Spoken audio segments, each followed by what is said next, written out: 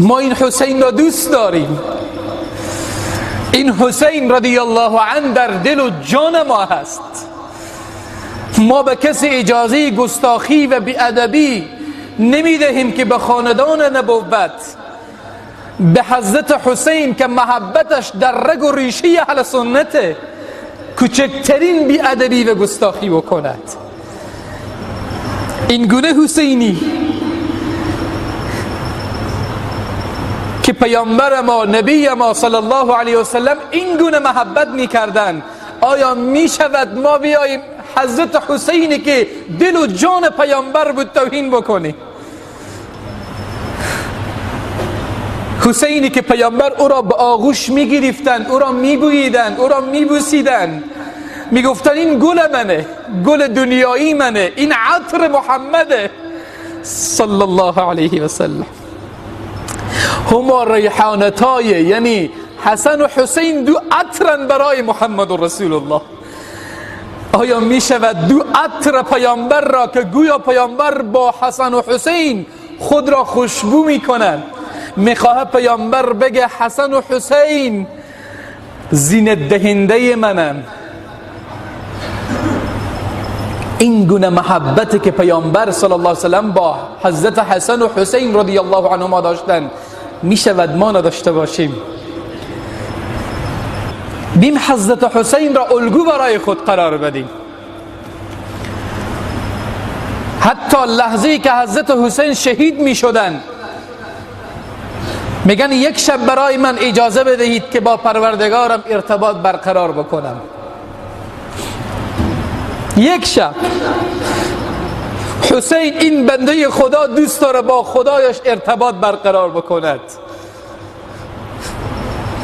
دوست داره یک شب آخرین شبش را با ناله کردن در پیشگاه الله رب العزت و الجلال سپری بکنه.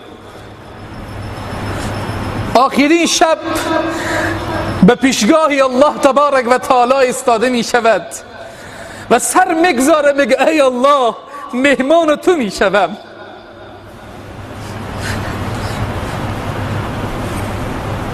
مهمان تو می شوم، مرا به عنوان مهمان قبول کن.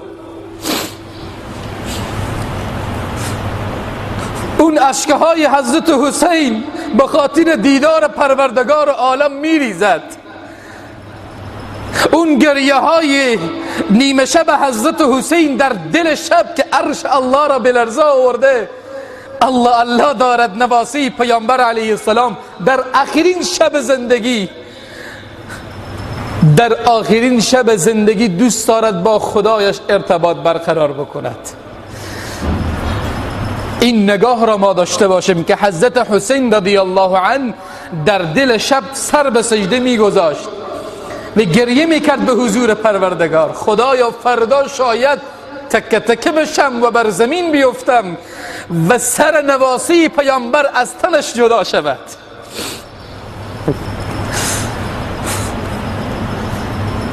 که پیامبر میفرمایند وقت شهدا از قبر بلند میشوند به صحرای محشر با خون خود حشر میشوند، من حسین با خونم به حضور تو بیایم، با بدن تکه تکه‌ام، با بدنی که سر نداره، سر بریده به حضور تو بیایم، به پیشگاه تو سر بگذارم که حسین بنده تو سر خود در فدای دین تو کرد.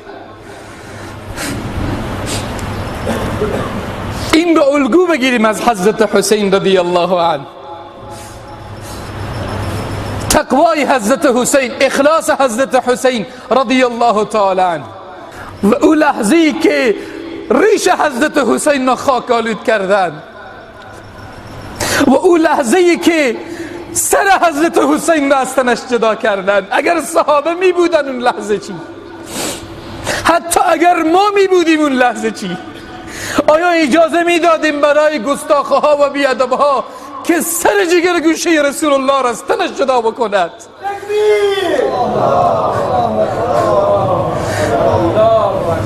آیه قرآن فما بکت علیهم السماء والارض.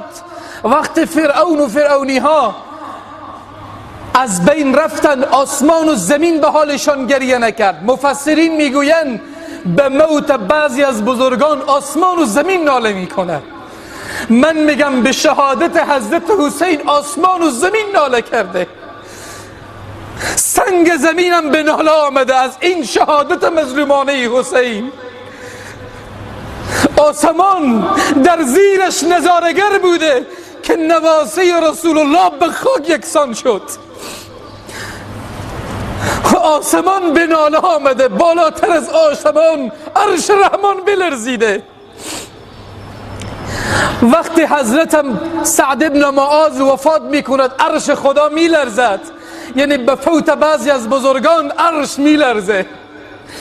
به شهادت حضرت حسین عرش رحمان لرزیده، آسمان ناله کرده. دشت کربلا فریاد زده که در روی من خون اهل نبوته، خون خاندان نبوته، خون حضرت حسینه که مظلومانه با 72 یار خود در دشت کربلا شهید می شود. اون وقت اگر ما مسلمان ها، ما اهل سنت می بودیم، آیا اجازه می دادیم که اون تیر به اون طفل معصوم بخورد؟ حضرت حسین طفل معصوم را بالا می کند، میگه به من رحم نکردید و نمی کنید، به این طفل رحم کنید. تیرهای اون ظالمان به اون طفل معصوم برخورد می کند و پر می شود به جلو روی حضرت حسین. فریاد می زند یک چکه آب بیاورید برای این طفل. به عوض آب دادن تیرها رها می شود و خاندان نبوت با خون غلطان می شوند. آیا از قضیه حضرت حسین دل مسلمان تکه تکه نمی شود؟ آیا از لحظه‌ای که سر حضرت حسین را مظلومانه از تنش جدا کردند، آیا دل مسلمان تکه تکه نمی شود؟ آیا از اون لحظه‌ای که اون از خدا بیخبر بعد از این که سر حضرت حسین را جدا می کند چوب را بر می دارد به لب و دهان حضرت حسین می زند، آیا دل مسلمان جریحه دار نمی شود؟ کسی اونجا فریاد زد جایی که رسول نازنین اسلام بوسه زد، جایی که پیامبر بوسه زد و بوسید و بوی تو با چوب خود میزنی.